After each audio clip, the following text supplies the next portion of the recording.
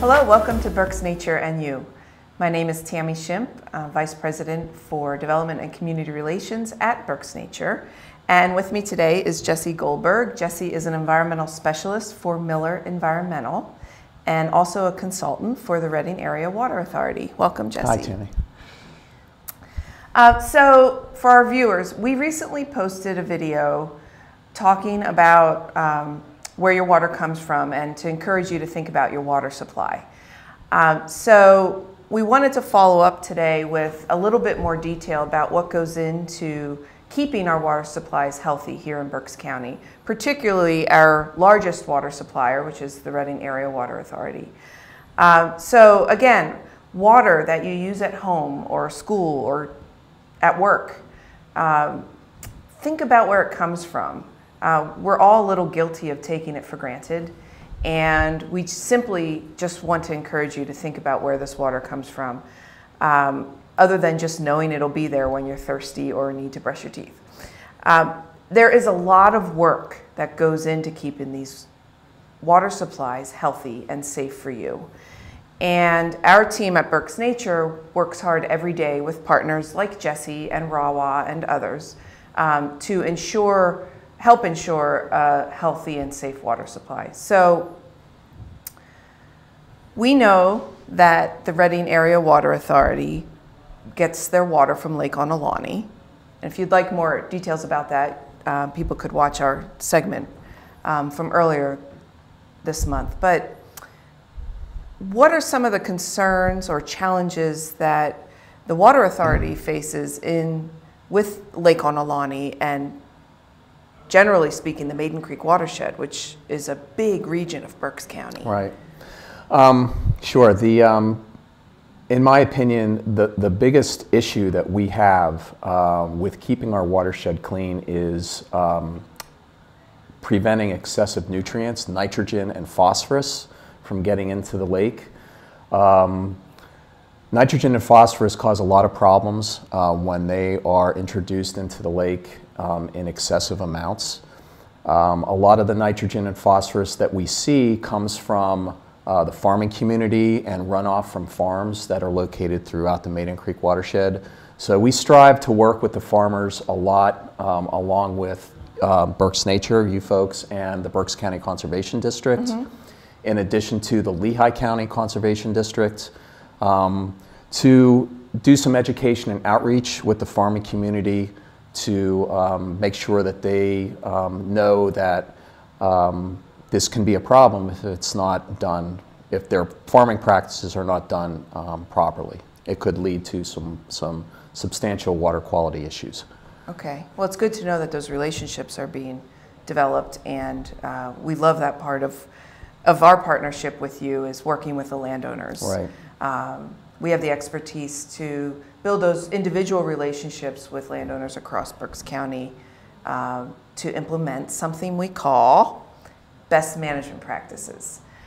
So am I correct in saying best management practices, or BMPs, are what we use to fix some of these problems on the properties? Yes. Can you give a few examples of different BMPs that we've used on farms around Lake Ontelaunee? Sure. We have worked with Berks Nature on some farms that have, the farmers have been installing cattle crossings over a stream. They've put up streamside fencing to prevent their livestock from getting into the stream. We have worked on farms where manure storage pits have been installed. Are those big round concrete tanks? Okay. Those are in itself a huge success for any farm that hasn't had one. And we also work with farmers to divert clean rainwater away from their farm, so that the more rainwater that's diverted away from their farm, that's less water that has the chance of getting contaminated and to run off into a stream. So it could be as simple as installing a rain gutter on a barn. Yeah. That's a BMP. That is a BMP, yes. Wow. Okay. So a lot of these seem like common sense activities that once a landowner or a partner is educated about that, it's pretty simple to do. Right. It sounds really expensive.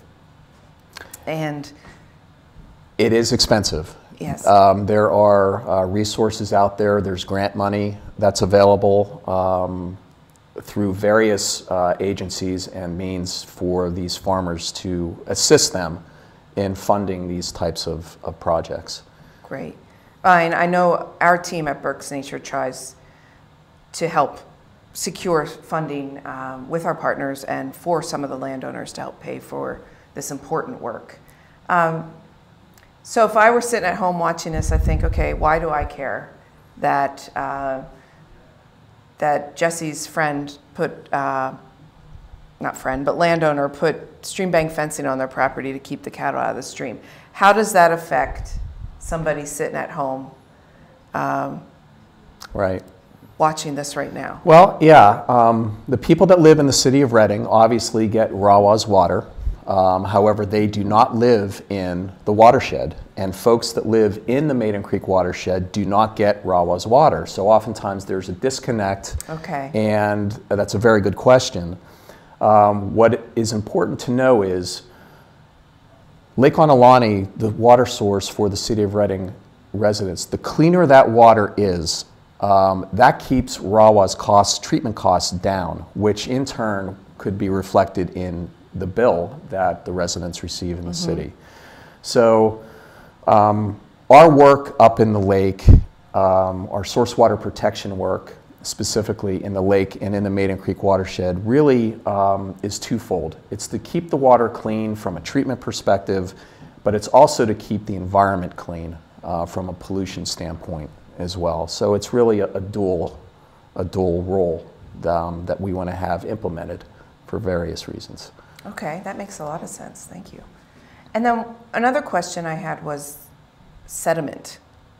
I hear a lot about that. How does that relate to, is it considered a pollutant? Is it a challenge? And is that kept out of the waterway the same as the nutrients you mentioned earlier, like nitrates and phosphates and whatnot? Sediment is definitely a problem. Right now, RAWA is planning on dredging the top third of the lake at different locations because the sediment has built up to a degree that it's using up a lot of storage of Lake Ontelaunee. So it is a problem. Sediment, when it runs off of a farm, for instance, not only does it the solid material itself, but that solid material oftentimes contains pesticides, herbicides, anything that the farmer could use on his farm to assist in growing his crops or feeding his cows or whatever he does on his property. So it's not just the sediment itself, it's also what is carried with it. So Right. yeah, it is a problem.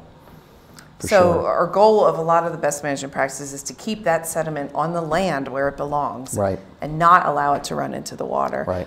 I often tell people, my own children, when it rains, look at the nearest creek. And it probably looks like chocolate milk. We hope it doesn't look like chocolate milk. Right. But in Berks County, about 24% of our streams are considered impaired. And sediment, I know, is a big component of that. So if it looks like chocolate milk, that's a lot of this sediment Right. being washed into our streams. And it's simple. We just want to keep that out of the water. So, Right. well, there's best management practices that we do on the farms, and then there's best management practices that people can do at home, whether they own a big property or not. Just use common sense in conserving water, Right. and then, of course, protecting water. Right.